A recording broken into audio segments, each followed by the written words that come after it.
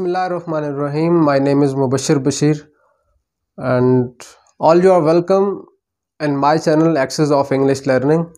And guys, it is my first video and इंशाल्लाह मैं पूरी कोशिश करता रहूँगा कि मैं हर रोज़ एक वीडियो इंग्लिश लैंग्वेज पे और इंग्लिश लिटरेचर पे अलग अलग बनाता रहूँ।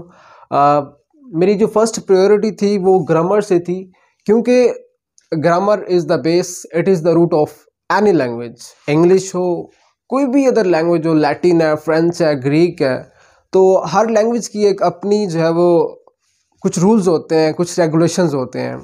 तो आज हम सबसे पहले ग्रामर के बारे में बात करेंगे। इससे पहले कि हम टेंसेस की तरफ जाएं, बाकी ग्रामर की तरफ जाएं, तो सबसे पहले it is necessary I think कि हम ग्रामर के बारे में बात करें।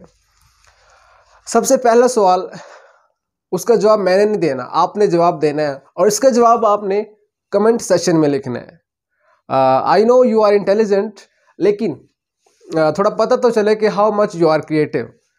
बात करते हैं ग्रामर पे। फर्स्ट ऑफ ऑल तो आपने ये बताना है कि इसकी प्रोनाउंसिएशन क्या है। इज इट ग्रामर और ग्रामर? इज इट ग्रामर और ग्रामर? मैं अभी बोल दूंगा, लेकिन आपने भी लिखना है। वीडियो यहीं पॉज करेंगे और आप कमेंट सेशन में जाके लिखेंगे ताकि पता चले कि आपकी क्रिएटिविटी क्या है। इससे आपका अपना फ़ायदा होगा। सेकंड थिंग जो आपने लिखनी है कमेंट सेशन में वो ये है कि आपने बताना है कि grammar is adjective, it is adverb, it is pronoun और इट इज़ नाउन। ये भी आपने लिखना है। मैं लिख देता हूँ, लेकिन आपने पहले कमेंट सेशन में वीडियो को पॉज करके मेंशन करना है कि व्हाट इज ग्रामर, और इसकी जो प्रोनाउंसिएशन है उसे हम ग्रामर के नाम से जानेंगे, ग्रामर। तो आइए आगे चलते हैं। इस पूरी स्टेटमेंट को जानने के लिए उससे पहले ज़रूरी है कि हम एक इस वर्ड की तरफ जो मैंने लिखा है बी लॉजिकल, समझ लें। कंप्लीट पैराग्राफ है ये, और इस पैराग्राफ का सिर्फ एक ही थीम है, दैट इज बी लॉजिकल। याद रखें, logical statements always are the source of success. जब आप लॉजिक के साथ बात करते हैं तो कामयाबी आपका मुकद्दर बन जाती है। मैंने एक बात की है बड़ी छुपी हुई, लॉजिक और ग्रामर। लॉजिक, ग्रामर और फिर लॉजिकल, ये तीन वर्ड मैंने लिखे हैं, लेकिन बी लॉजिकल और लॉजिकल ये सारे ग्रामर पे आ रहे हैं। बात करते हैं ग्रामर की। फर्स्ट ऑफ ऑल इसके ओरिजिन की बात करते हैं कि इसका ओरिजिन क्या है, इसकी बिगिनिंग क्या है, इसका स्टार्ट क्या है, ये कहाँ से स्टार्ट हुई थी। यहाँ पे मैंने एलिप्सिस लगाए हुए हैं। यू कैन सी है there are 3 dots, 1 2 and 3। Ellipsis का मतलब क्या होता है? एलिप्सिस का मतलब होता है कि कुछ खाली जगह है, यहाँ पे कुछ लिखा हुआ है पर नज़र नहीं आ रहा। तो एलिप्सिस का मतलब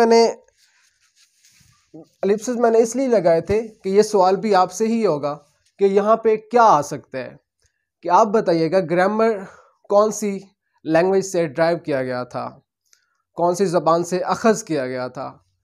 चले, let me give you option. Is it the word of, is it derived from Latin? Is it the word grammar derived from French? Is it has been derived from Greek or none of these? 4 option मैंने दिए हैं, provide किए, आपने कोई एक comment session में लिखना है, लेकिन मैं लिख देता हूं। तो गाइस, जो वर्ड ग्रामर है, सबसे पहले इसका जो ओरिजिन हुआ था वो ग्रीक में हुआ था, जिसे हम उर्दू में यूनान कहते हैं। उसके बाद ग्रीक में इसे सबसे पहले क्या बोला जाने लगा? ग्रामेटिकी टेक्नी। ग्रामेटिकी टेक्नी। प्लीज़ अपने रजिस्टर ओपन कर लें या कॉपी अगर आपके पास है, हैंड नोट्स, तो उस पे ये वर्ड नोट कर लें या अपने मोबाइल में सेव कर लें ताकि आपको भूले ना। उसके बाद इसका मतलब क्या है? Art of letters. Art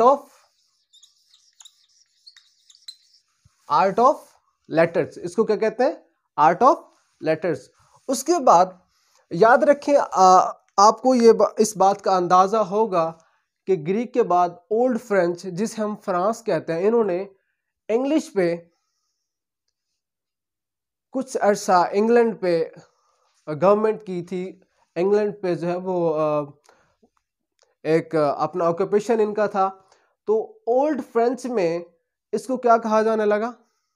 ग्रामायर, ग्रामायर, ग्रामायर, ग्रामायर, ग्रामायर, pronounce कर रहा हूं ग्रामायर।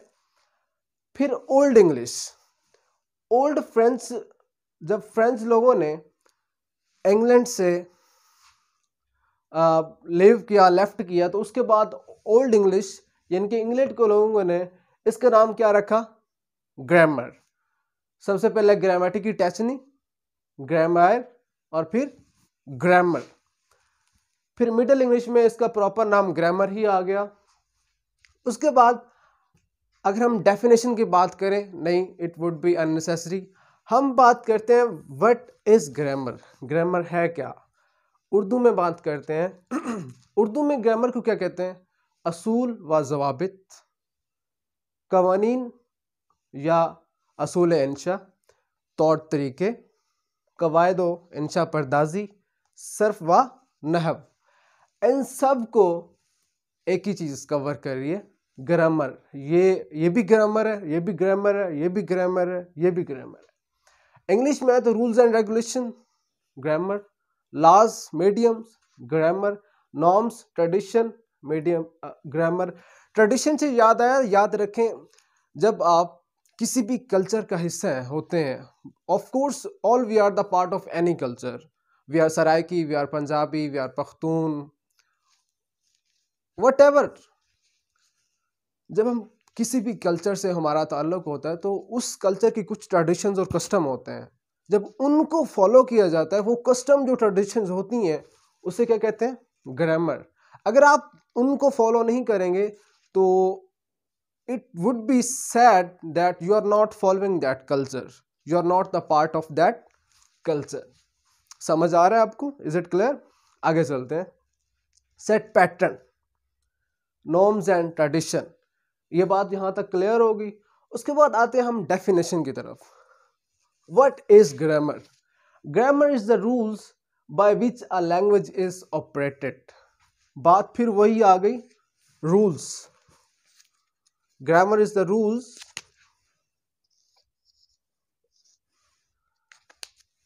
Rules by which a language is operated.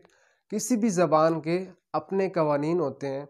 अगर आप उस ज़बान पर महारत हासिल करना चाहते हैं, स्किल्स चाहते हैं, तो आपके लिए ज़रूरी है कि आपने पहले रूल्स को सीखना है, ग्रामर को सीखना है। मिसाल के तौर पर जब कोई भी बिल्डिंग एक मैकेनिक डालता है, ठीक है, सबसे पहले अगर उसकी वो बेस ना रखे, जो निचली बेस होती है, बेस स्ट्रॉन्ग ना बनाए, तो व्हाट मेक यू थिंक वो बिल्डिंग कितनी ज़्यादा जो है वो पायदार रहेगी, कितना ज़्यादा देर वो कायम रहेगी? आई थिंक ज़्यादा देर नहीं रहेगी, ज़मीन दोज़ हो जाएगी, ज़मीन बोस हो जाएगी, क्योंकि उसकी बेस ही कमज़ोर है। एक दूसरी मिसाल देता हूँ पानी की। अगर डॉक्टर ने आपसे कहा है कि आपने पानी प्योरीफाइड पीना है और आप पानी यूज़ कर रहे हैं the water which is not purified, ठीक है, तो इसका मतलब कि you are not following the rules suggested by, ordered by doctor, ordered by consultant, ठीक है। इसी तरह अगर आप इंग्लिश में महारत हासिल करना चाहते हैं तो महारत हासिल करने से पहले आपको ग्रामर के बारे में जानना बहुत ज़रूरी है। It is imperative for you, it is essential.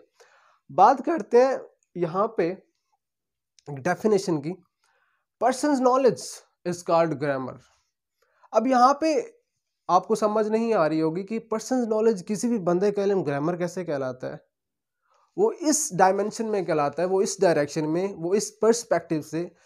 मिसाल के तौर पर मैं किसी दूसरे सिटी में जाता हूँ, ठीक है, वहाँ जहाँ पे कल्चर चेंज है, जहाँ पे लैंग्वेज चेंज है, तो वहाँ की लैंग्वेज सीखने के लिए जो मीडियम मैं फॉलो करूँगा, जो रूल्स या रेगुलेशन मैं फॉलो करूँगा, that would be called grammar, that would be called person's knowledge. Structure and system. Structure and system is called grammar. अब स्ट्रक्चर और सिस्टम क्या होता है? एक कोई भी आप काम कर रहे हैं किसी भी फील्ड में, अगर पूरे सिस्टम के साथ कर रहे हैं, बिल्कुल जिस तरह अरेंजमेंट करना है आप मुकम्मल कर रहे हैं, तो इसका मतलब कि आप grammatically you are going on the right track. Very good. Structure क्या होता है? मिसाल के तौर पर मैं एक सेंटेंस लिखता हूं. एक sentence, he goes to park. You can understand here and you can see here, he goes to park. He mean subject, goes, verb, to, preposition, and park, it's also noun and it's also object. तो proper एक structure है. आपको समझ आ रही है English में कि there is a use of grammar. अगर इसी को मैं यहां पे लिख दूं, पार्क ही गो टू, अब आपको क्या समझ आएगा? नहीं आएगा समझ. लग तो रहा है कि कुछ वर्ड्स लिखे हुए हैं इंग्लिश के, लेकिन ये नहीं लग रहा कि ग्रामेटिकली ये सही लिखे हुए हैं. तो इसका मतलब कि स्ट्रक्चर हमेशा किसी भी ग्रामर की एक पहचान होती है, प्रॉपर स्ट्रक्चर. That's all.